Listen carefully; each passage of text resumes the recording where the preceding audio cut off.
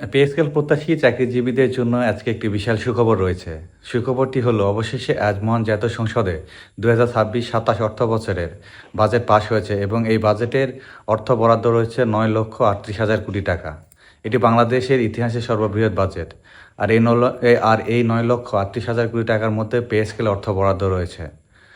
So এখন আমাদের একটাই অপেক্ষার পালা যে কবে পে স্কেলের গেজেট প্রকাশ হবে। তবে আইনি জটিলতা সমাধানের জন্য এবং শেষ সময়ে শতভাগ বেসিক বাস্তবায়নের জন্য পে স্কেলের প্রজ্ঞাপনটা হয়তো একটু দেরি হচ্ছে। তবে আমরা আশাবাদী যে জুলাই মাসের মাঝামাঝি সময়ে পে স্কেলের গেজেট প্রকাশ হবে এবং এই বিষয়ে অর্থ মন্ত্রণালয় নিশ্চিত করেছে যে জুলাই মাসের মাঝামাঝি সময় পে স্কেলের গেজেট প্রকাশ হবে। তবে এটা অবশ্যই পে স্কেল প্রত্যাশী ভাইদের জন্য অত্যন্ত একটি বৃহৎ সুখবর। এটা একটা পে স্কেল বিষয়ে এটাই আজকে সর্বশেষ আপডেট। আর পরবর্তী আপডেট পেতে অবশ্যই পেজটি ফলো দিয়ে রাখুন, যেন যে কোনো আপডেট আসলে আপনাদের সাথে সাথে জানিয়ে দিতে পারি। শুভরাত্রি।